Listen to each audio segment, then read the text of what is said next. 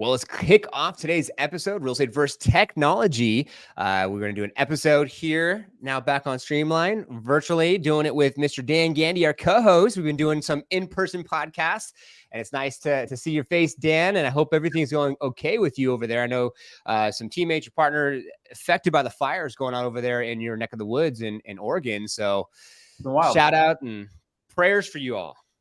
Thank you.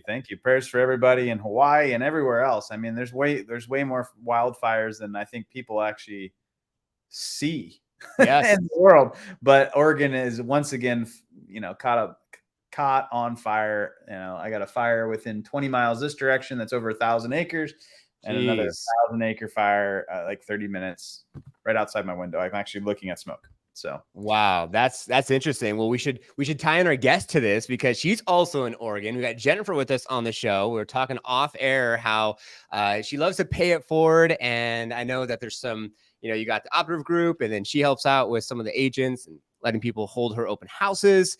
So welcome to Real Estate versus Technology, Jennifer. Excited to learn a little bit more about your story and all things you got going on to help our community out there to add more value. Thank you. I'm super excited to be here. This is fun. Let's go. Love it. How's the fires affecting you over there in your area? Well, we just have smoke. We've had some smoke, but that's it. Fortunately, nothing like a few years ago in 2020 when it was like, you'd look outside and the sky was orange and your house was dark, and you couldn't go outside and your house smelled like smoke. Fun. So we're lucky. We're blessed. We don't have to. We're not impacted by any of that. But it's a reality. It's an unfortunate reality these days. Yeah, it definitely is. And shout out to Maui and the fires out there. I know they're got a lot of rebuilding to do. But on a lighter note, let's get into a little bit of your story. I see your Instagram here. It looks like you're a mother of two. You have two sons? I have a daughter and a son. Yeah. Daughter and son? Okay. Yeah. Oh, okay. So is the daughter younger? Yeah, she's little. Yeah, she's 4. My son's 11. So there's a little bit of a gap, but yeah. Awesome. My daughter is 4 as well. She'll be 5 September 15th. Yeah, it's a 4. 4 is a firecracker. That's what I say. She's a firecracker. Dan 4. knows. Terrible 2s and then terrible 3s. And I'm like, well, firecracker 4. That's what we're going for. I like that. I like that. Yeah. Fiery. I know everything. Yeah. Oh gosh, everything. Yeah. I've never felt more unintelligent or dumb as a mother than when you're being told by your 4-year-old that you don't know what you're doing or that it's not right. It's not. Yeah. Thanks. Mother of the year over here. I'll take my trophy and go. Oh my God. So true. You did. How's Ryder? I mean, he's 4, right? Chaotic, man. Dropping F-bombs and going on psychotic. Really? Yeah, I mean, he learns more at preschool. Like I send him to preschool and I'm like, how did you do today? Oh, great. And then he comes home and it's like a tornado throughout the house. Oh my God. So I guess they don't see what I don't see or whatever, but it's great. So. Just for dad. Yeah. Just give a dad run for his money. Yeah. The things they learn from other people is amazing. Oh my God.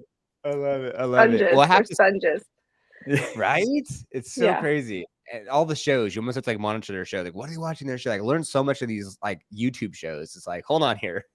I think that was part of the reason why I wanted to have Jennifer on was she's balancing being a mom, she's balancing being a dad's agent, and she's busy and she's doing marketing and a lot of my agents looked up to her in terms of just good feedback and podcasts she told them to listen to. So it's a pleasure to have somebody on that I think, has personally impacted my business and helped my agents. So, thank you. Awesome. Dan, you have a great team. All the folks on your team that I've met have been really just super awesome people, which is great. I think it speaks volumes to you and the type of business you're building that you've got such great people, and it's been fun to get to know them and just watch them grow as agents too. Because I haven't been in the business for that long, but it's help along the way. The hand up is always good. We can't. It takes a village.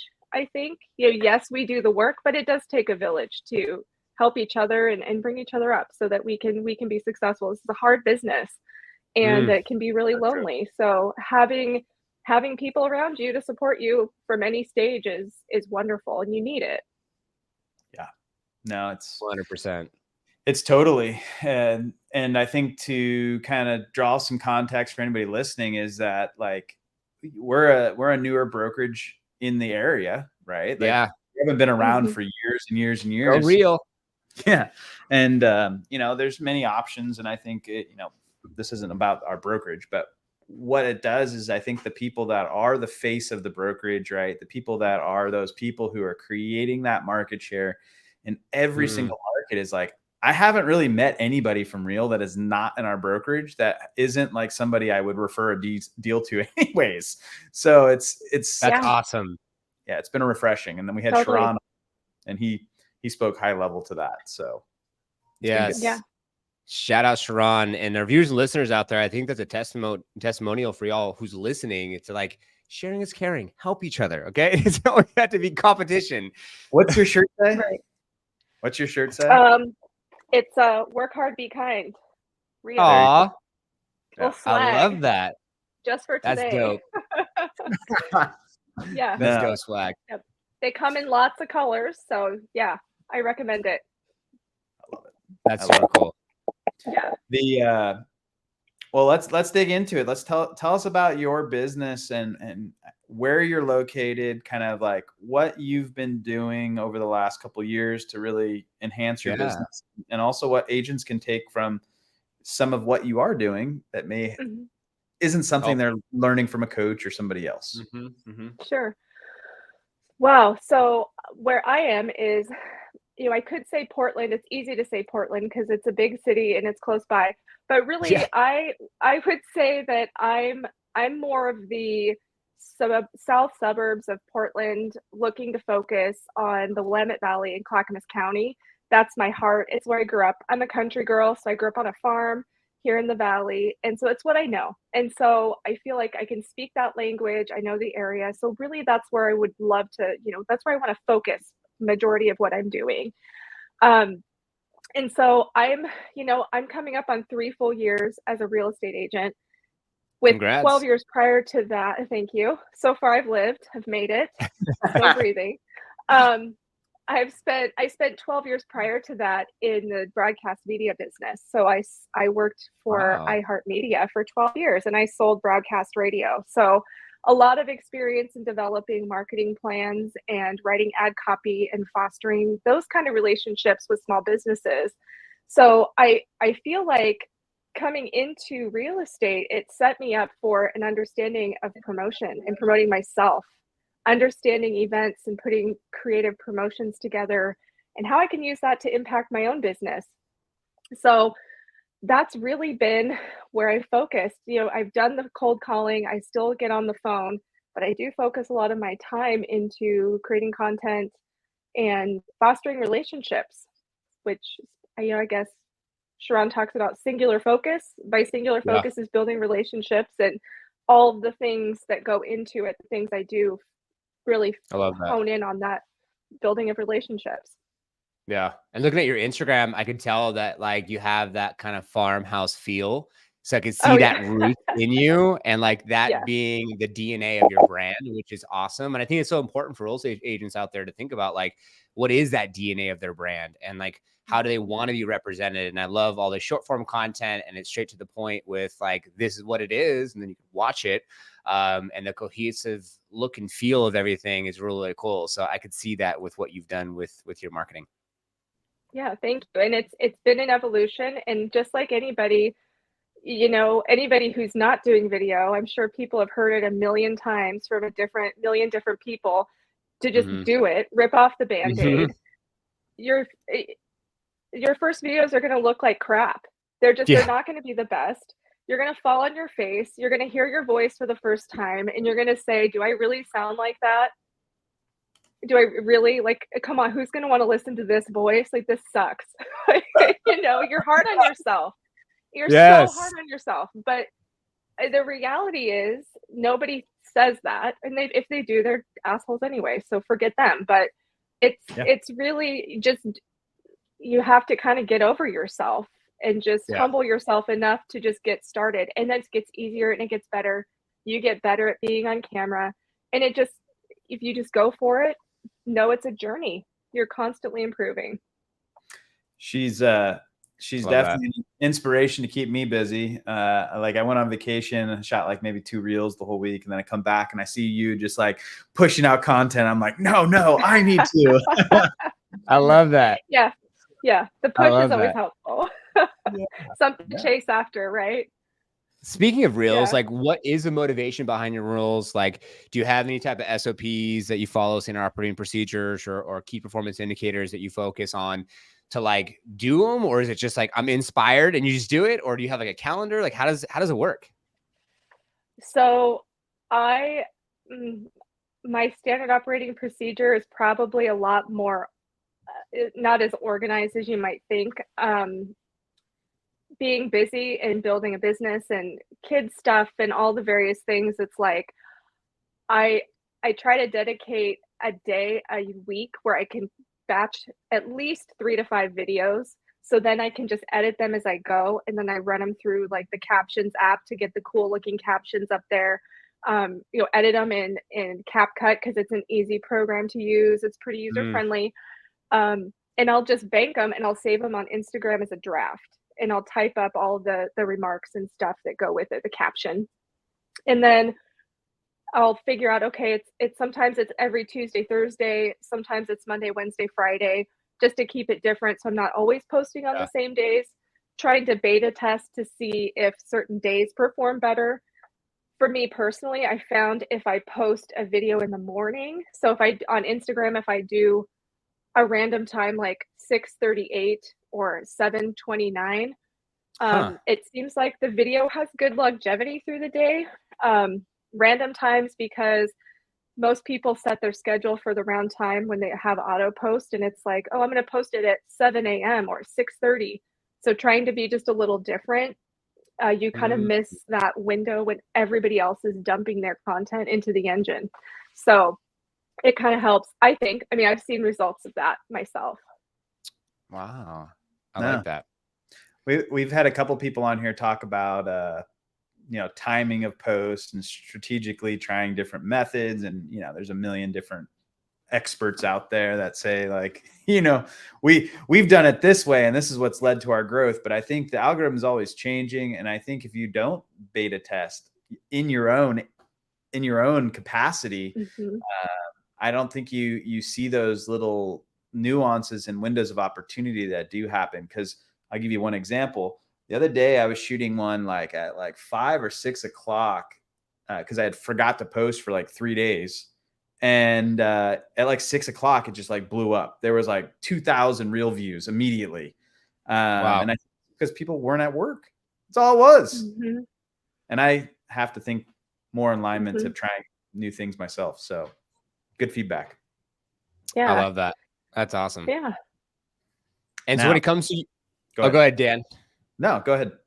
All right, I'll go first. I was curious because you were talking about editing before for YouTube. Like, what does YouTube look like for you and what are you currently doing? Because I know that more agents are getting to YouTube, passively prospecting, doing things with that. Shout out Adam Hancock. If anyone hasn't watched his episode, about $300 million he raised in business, top line from his YouTube channel in 3 years. So what are you currently doing with your YouTube channel and some of the editing and stuff that you're doing? And any success so far? Well, my YouTube is the one piece of the puzzle that I'm kicking myself into gear on a little bit more. I have an issue where I overthink. It has to be like, I need to have this whole organization of content.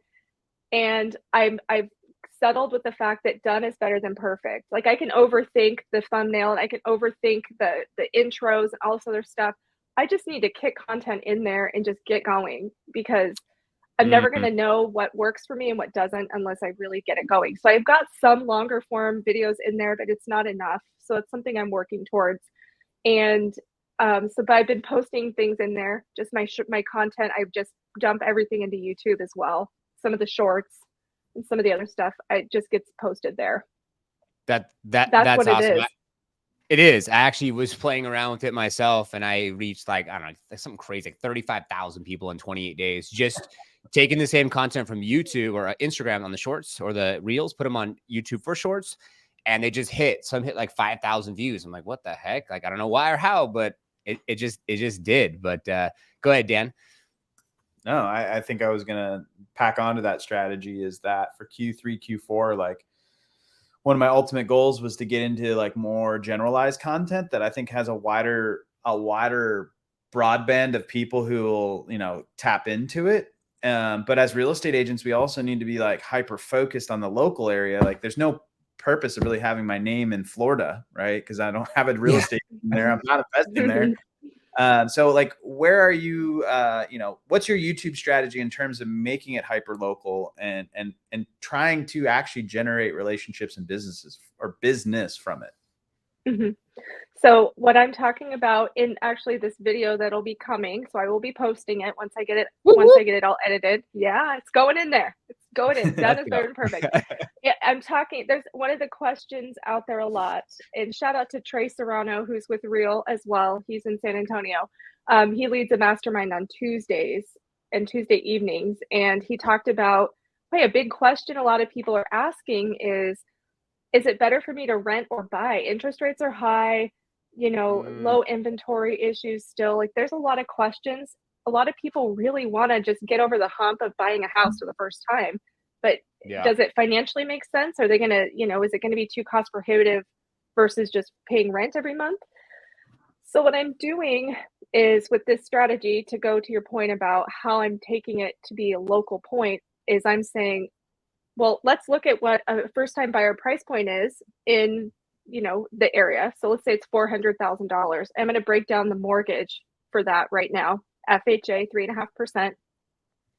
Then we're going to look at what you can actually buy in Clackamas County that is $400,000 or less. And I just did a screen recording of my website where I searched for some cities in the area.